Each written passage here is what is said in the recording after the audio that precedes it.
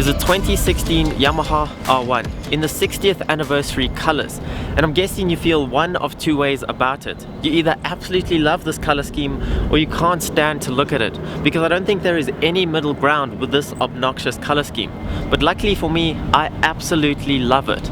And yes, this is my dream bike. It's between this and an RSV4. This is a bike that I would get rid of my R6 for in a heartbeat. But indeed, there is actually a problem with it in my eyes. But before I divulge that information, let's take it for a quick ride to see what it's all about. Believe it or not, this is actually the first time I'm riding a bike with such a lot of technology. With a quick shifter and such a beautiful TFT display up there.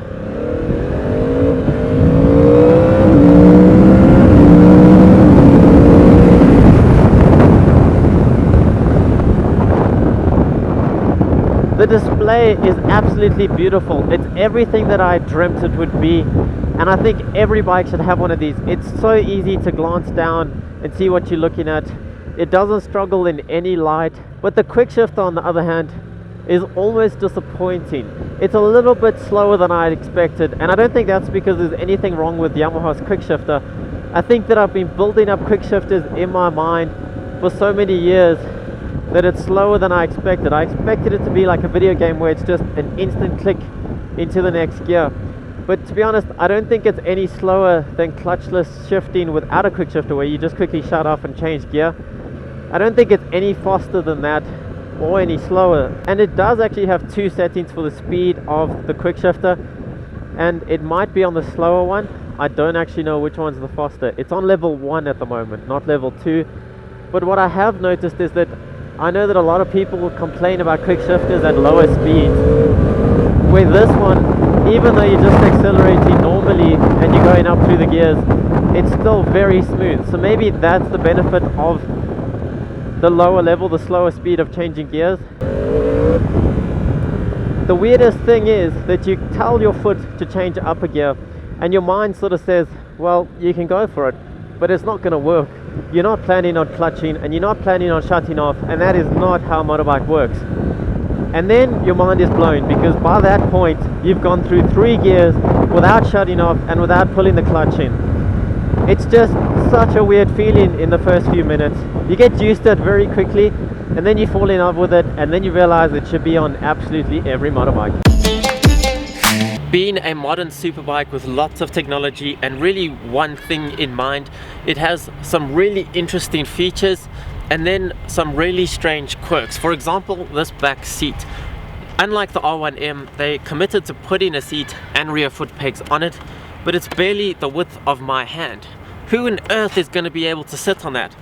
And that's not even the worst part. The funniest part comes when you open the seat. So it comes as no surprise, being a sport bike, that under the seat there's pretty much no space. That's just what happens. You can't store anything under them. We don't expect you. But this takes it to a whole new level. Just look at the size of this rear brake light inside the boot. You don't get any idea from the outside that it's going to take up this much space under your rear seat. But the funniest part is that usually they'll come with some sort of toolkit, a nice bag that come with a fair array of tools. They're not going to get you out of many situations, but it's a nice thought. This comes with 2 Allen keys just stuck in here that I can't even seem to get out now. What on earth are you going to do with 2 little Allen keys? Take the fairings off? That's not going to fix your day to make the bike naked. The next thing you see on pretty much all modern bikes, and that is this beautiful TFT display. The coolest part is that throughout your revs, the rev counter starts to change color. So at around 8, I believe it is, it starts to go green, and that indicates that you're in your power band. And I think that is a really cool way to show when you are or aren't in the power band. And then as it gets higher, it changes to orange, and that's when you know that you should probably think about changing gear. Which brings us to the gear indicator. Most bikes will tell you a gear these days, 1, 2, whatever you're in. But what I love about this one is that it looks like you're slotting into gear. The way it revolves through the gears looks so cool. It's a really nice animation. And probably the next coolest thing is that on the older ones, it used to give you your throttle percentage. On this one, you can see how much brake you're applying over here, and then as you go in, the other side is your G meter, so it shows how many Gs you are forwards or backwards, whether you're accelerating or braking. Another thing worth mentioning is the silver or magnesium colored engine covers. When I first saw them, they were a first for Yamaha in my lifetime at least, and I didn't really like them, but now they have really grown on me. It's something new and a little touch to add to the bike that say this is where the power comes from. And the last thing that I'm going to bore you with that is usually taken for granted but I can't get over are the lights on this bike. When it first came out, I didn't really like them, and I thought that all the new bikes would come out with lights similar to this. That hasn't actually happened. Most of them still have fairly big headlights, but this had the pure intentions of making it look more like a race bike. There's less going on here. The lights are pretty hidden, and now I absolutely love it, especially these little running LEDs. I think they make it look so mean.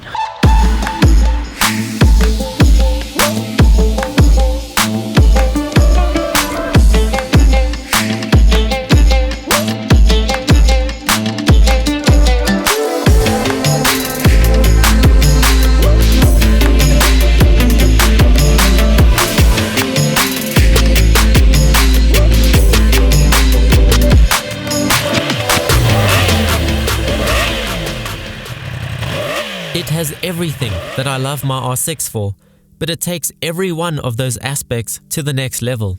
Model rivaling great looks for photos? Check. And then some. It's a super sport that's fast and agile and has a higher ability through the corners than I do? Check. But instead, with an extra 70 horsepower, 400 cc's, and a decade of suspension upgrades that make it feel rock solid. A good soundtrack that makes you want to wring its neck out of every bend. Check. Well, of course given you would get rid of this monstrosity, but I'll get to that in a minute. It has the soundtrack that the Japanese pinched from the Italians V4, and then decided their original engine was good enough, but lacked that gorgeous soundtrack the old Italians had cooked up in their pizza ovens.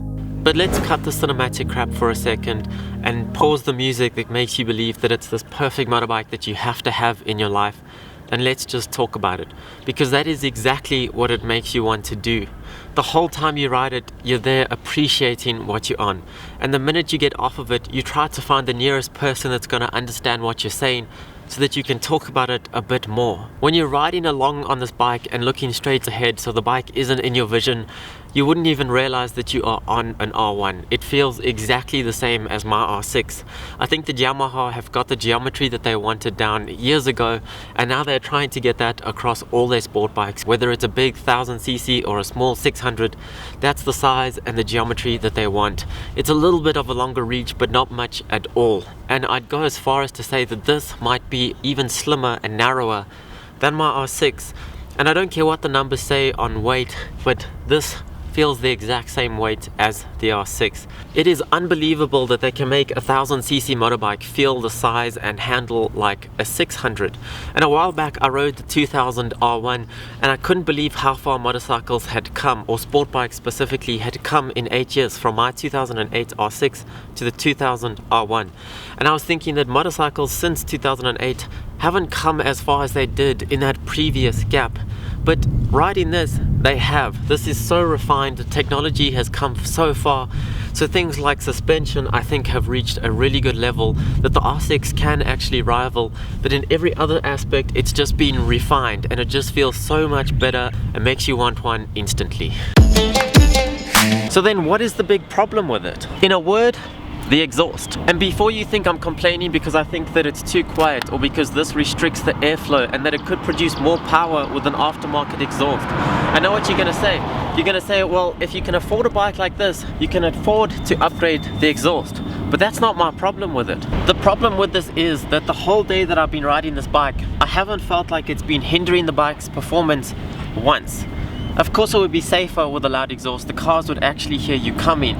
You'd save a lot of weight, but performance wise and just how smooth this is, It's absolutely perfect like this. As much as you would love to unlock the hidden soundtrack of this bike, because I've heard them on the racetrack and they are absolutely phenomenal, but you'd be scared that you would break just how smooth it is. They've taken all the quirks out of the previous Big Bang and made it smoother than a sewing machine. I've never ridden a bike where it feels like keeping the stock exhaust system is actually doing yourself a favor.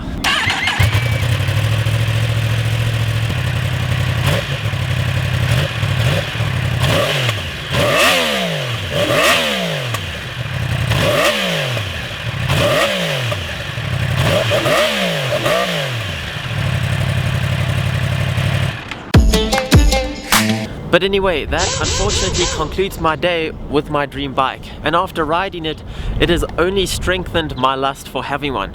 It's not like meeting your idol that is actually an asshole. After riding it, I just wanted more, and if anything, it has left me even more uninterested in any of the other Japanese superbikes. So please don't forget the pleasantries. If you did enjoy this video, please hit that like button, and if you want to help my dream come true of owning this motorcycle, hit that subscribe button. But anyway, thank you for watching, and I'll catch you in the next video on a 600.